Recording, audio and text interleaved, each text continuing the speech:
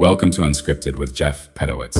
I sit down with remarkable people from very different worlds, security and science, business and medicine, technology and the arts, for honest conversations about AI and where it's taking us. No scripts, no talking points, just what they actually think. I'm Jeff Pedowitz. Let's get into it.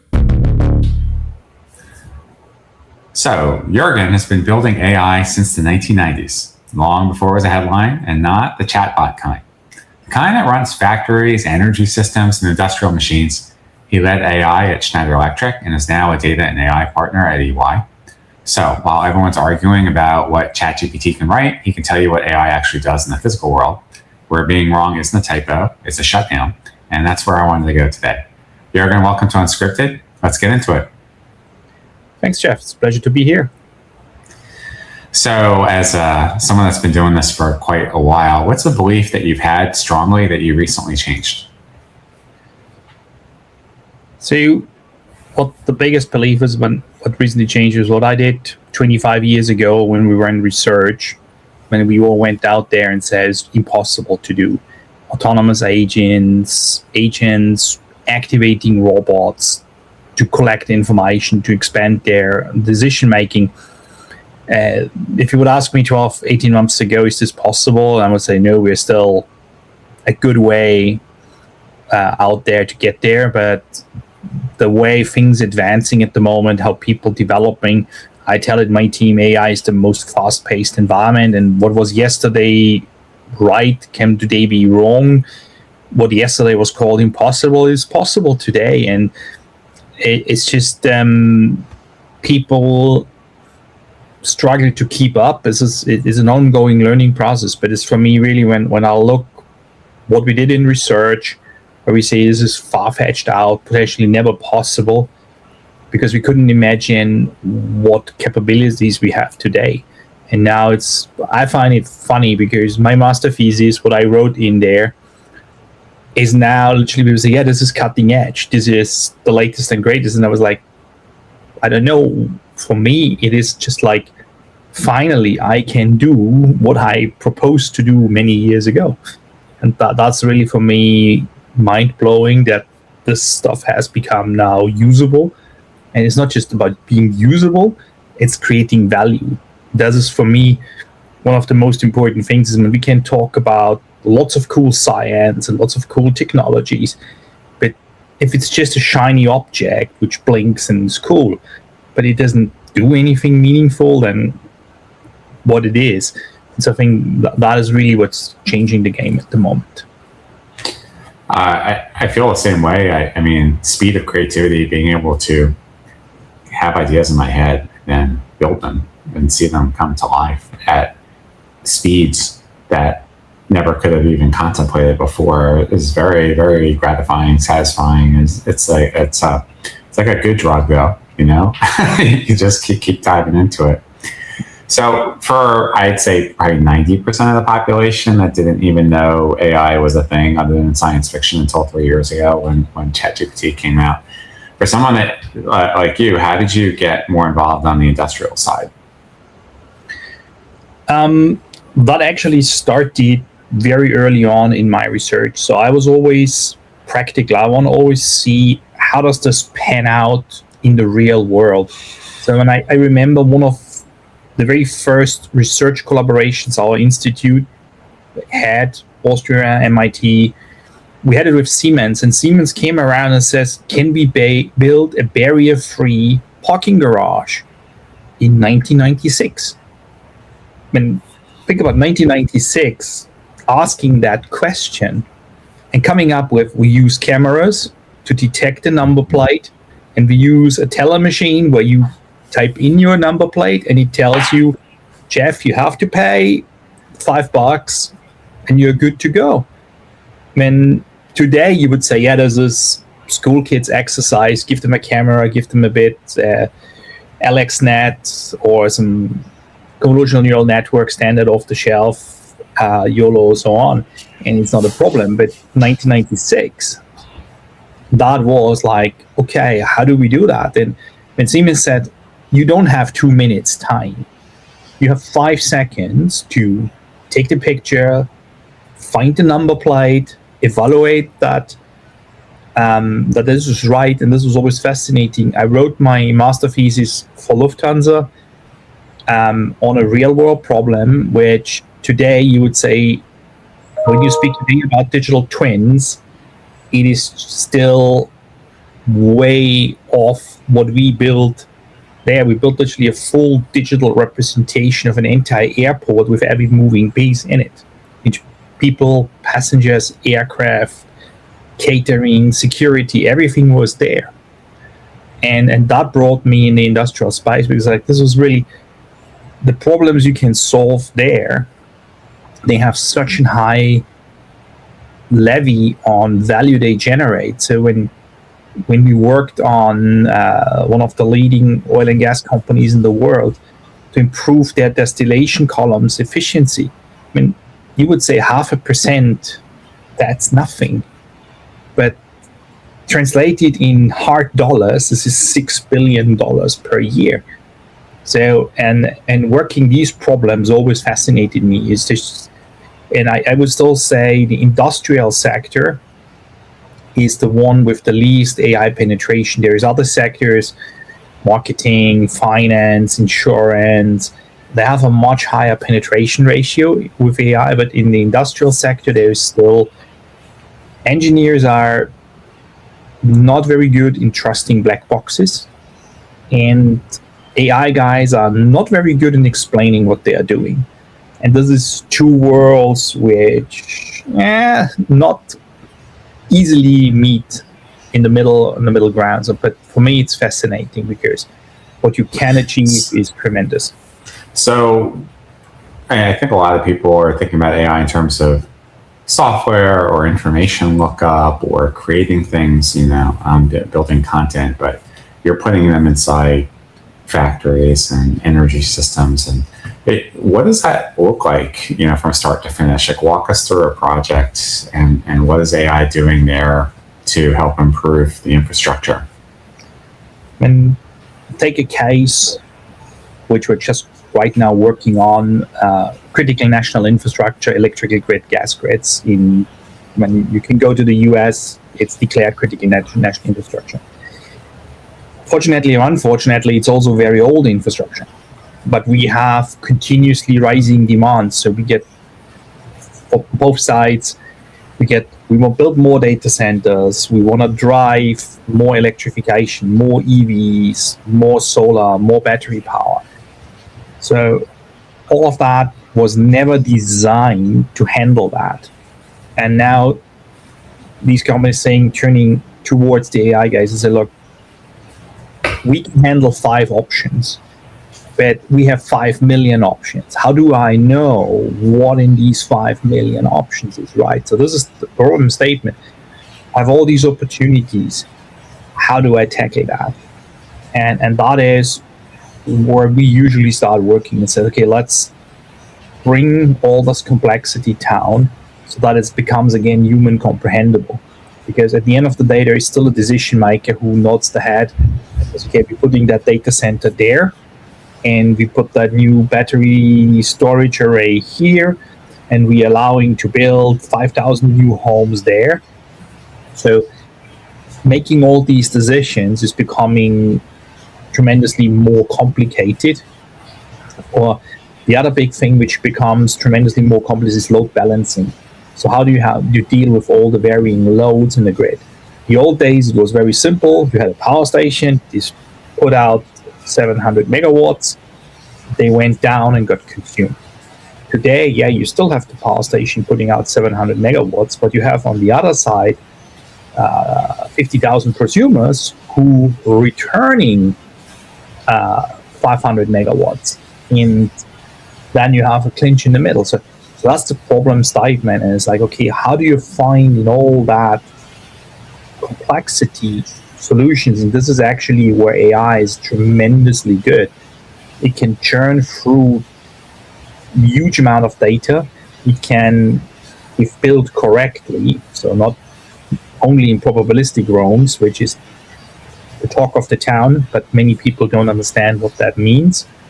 So that means in that engineering industrial world, we are acting between deterministic and probabilistic. So we need to ground things in these projects in first principles, because you can't break. So you can't allow AI to break nature's laws. When gravity is gravity. So if you kill a pole in your road where you have your transformer and your cables on, it is certain that this cable will come down and the transformer comes down and you have no energy in your road. So AI has a tendency to do things which go beyond the physics laws if you just don't control it. And so there's also things where we're just really now building the bridges between the real world and the data world in these projects. And that is usually step one. That's already. I'm just curious. I mean, AI has been trained on so much data, scientific formulations, and infrastructure data. Why does it change it? What is it about the model, the way it's built, that has it deviate? So the reason is because the question you ask is, find me the most optimal solution. So what then's going to happen is you just challenge the AI model to find the absolute edge. So when you look at your optimization plane, it tries to find the tallest mountain because that's the best possible solution. The only thing is, when you stand on that peak and that peak is razor thin, your margin for error is non-existent. So as long as you can balance at that razor edge, everything is fine. But the minute or the millisecond you lose balance, you're going to fall, and you're going to fall very, very far down. And that is what scares engineers. When go to NASA and ask them how they are building spaceships, they're not going to build the maximized, super optimized solution, because yes, it's the best possible spaceship, but your margin for error is very, very small. So as long as it flies, it's cool. But if something goes wrong, then you have no way back. And then one of the guys I had a pleasure to talk to was Gene Grants. He was Apollo mission director, space shuttle mission director, flight director. And Gene said, look, failure is not an option. Find a solution. But if you have no margin for error, it is much, much, much more difficult to find. Well, that's true, especially when you're dealing with human life, of course. Exactly. I mean, often what we are doing is, when we're working in nuclear, it sounds all very contained. And as long as everything works, it is contained. But if you breach the borders and you lose containment, then when these things go wrong, they go really wrong. It's the same thing about hydropower station dams. When there's a continuous rumor that the Three Gorges Dam in China is not safe. We have, I remember up in Canada, there is a huge tailings dam that was built without any structural analysis. Because when they started building this, there was no such authority who had to check that. So now today you want to actually know how sound is that structure? What is the risk? Because beneath that dam, they're living 500,000 people. And we use satellite models which can detect centimeter motion of these structures and translate what does motion means. And so that is how the things starting changing, and that's when you learn what it means to work with margin for error, and that's when you learn how do you teach a machine learning model what margin for error means. This is not just an arbitrary number, because the reality looks like that we are not living in a linear world either. So this is, a lot of people don't understand that the conditions we are exposed at 8 o'clock in the morning today, they were different than they were at noon and they were at 8 in the evening. So that means your corridor where you're operating in changes. So it literally changes as we speak. And that is what a lot of people don't understand, because it's like, I was perfectly set up, so I was perfectly cool. And then all of a sudden, hell breaks loose, and they don't know why. And that is also where we went now on and saying, okay, we can teach AI to be mindful with margin for errors, and being mindful that the combination of ambient condition and production condition create a reality which in certain environments it changes every 500 milliseconds, and you need to stay on top of that to make things work. So beyond safety issues, what else breaks in a physical world that doesn't break in software? There's a lot of things which can break the physical world. So you take a price for, let's say, isoferrone.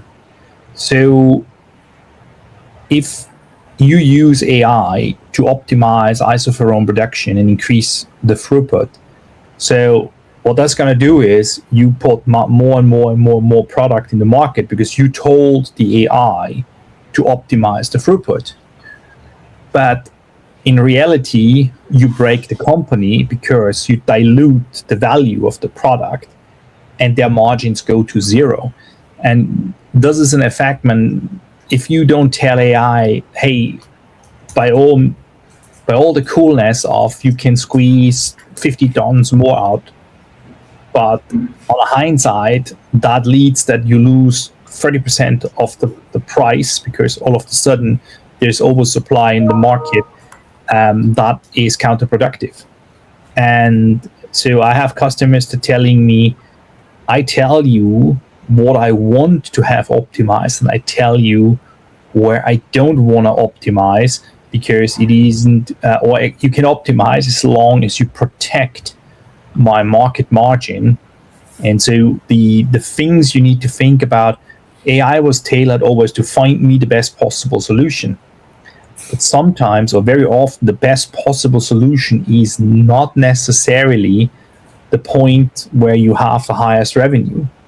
It looks like that, but when you then see the grand scheme of things, actually 3 peaks to the left, which is like 500 million less, but ultimately with the 500 million less, how all the other elements behind, your profit margin is 50 million higher.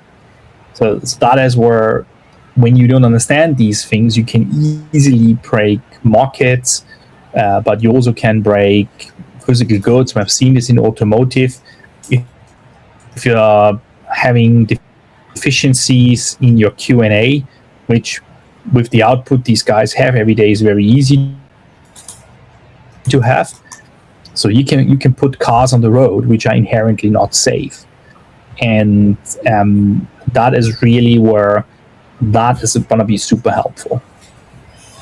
So we have a lot of companies saying we're adopting, definitely we're all in on AI, we're investing, but very few are actually transforming, at least how we would look at it. Why is that? So it's one of the big, so we were just planning to create a JV which specializes on agentic transformation for businesses. When you hear a lot of people, we want to use the stuff, and then they're asking themselves, but why are we not generating value? And I've seen this now the last maybe 5 to 8 years. There was a ton of AI projects realized, and you see in the news, we successfully deployed this and this. And when you ask a year later, so how much money have you made? And then you often hear, actually, we're not using it anymore.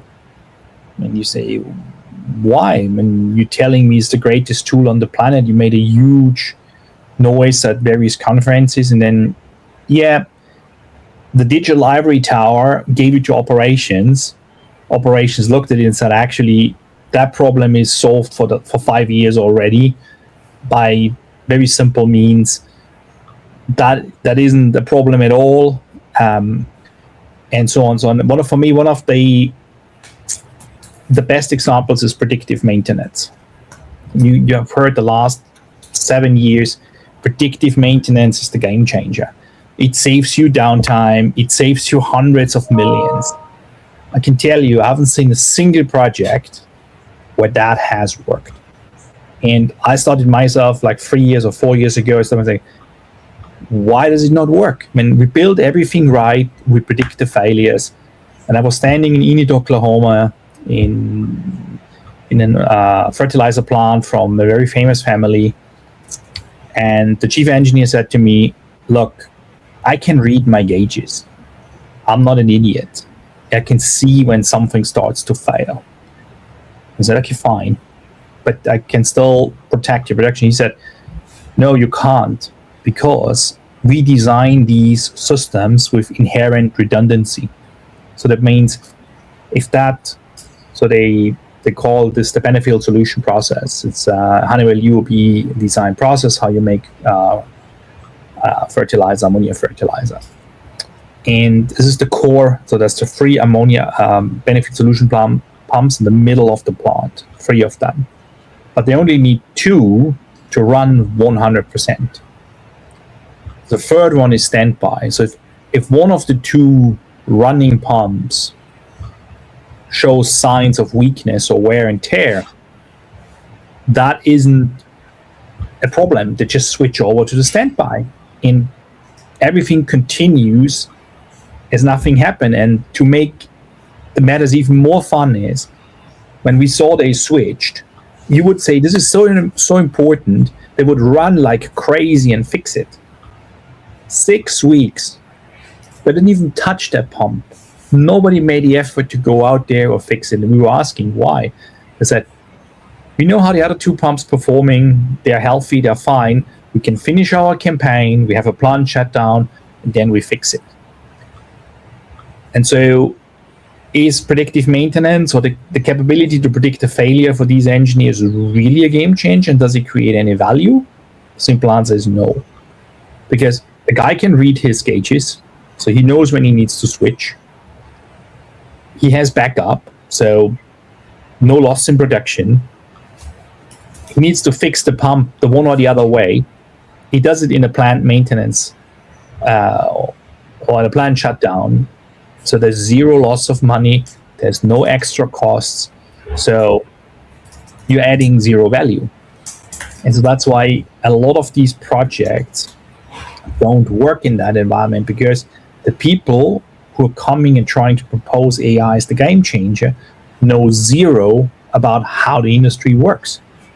And yeah, you propose a project with customer people who equally don't really understand how the shop floor works.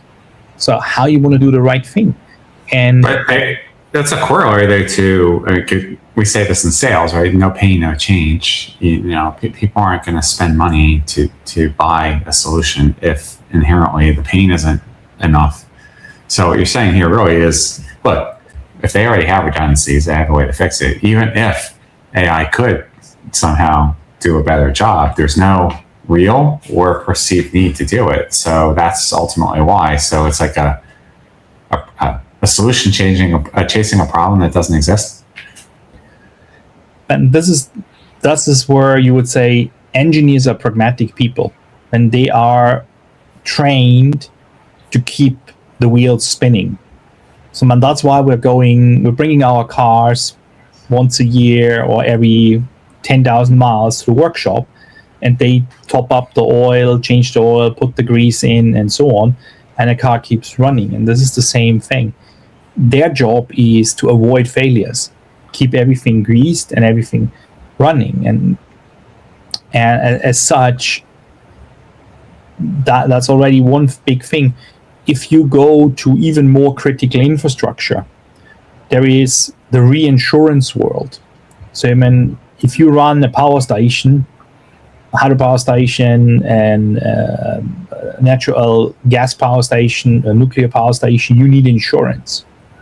So these insurances are not cheap, because if things go wrong, look at Deepwater Horizon, and the insurance had to pay out $50 billion to BP for what went wrong. and rumors say this was still not enough money to cover for everything. So these insurances, they have a huge say in how things are designed. And I had the pleasure to work with one of their sort of form of engineering auditing companies. And they literally showed me how much redundancy they are requiring. And where they don't require redundancy, the likelihood of failure is so low, or the impact of failure is so low, that it doesn't really matter. And what that did to my teams is, a couple of years ago, we sat down and said, we need to rethink that these paradigms doesn't work. So what does actually work? And it's 4 simple things which actually work. This is yield, so it's your conversion ratio. So if you want to build a car, you need to put so much raw material in, metals, batteries and all that stuff, to get a car at the end. So as more efficient as I can be with the input to the output, that gives a lot of value. The same thing is if you want to build a car, or even if you want to create energy, you need energy first to make it work. So your energy equation is the same way. If I can produce the same car for 20% less energy input, that has a ton of value. The third in the equation is throughput. So I have a manufacturing line. Let's say I'm making burgers. If I can make, as long as it's economically viable, can make 100 burgers at the same energy level and at the same yield level, I increase my throughput without increasing everything else. And the 4th big element is quality. Quality drives what you can ultimately charge your customer. And these 4 elements are much more powerful than any of the often so-called game changes, because the game changes very often are eliminated by how the nature of the process itself is. If most of these pilots don't have a measurable impact, then why should CEOs keep authorizing spending? What actually is going to separate the few that actually work when they just shut the whole thing down?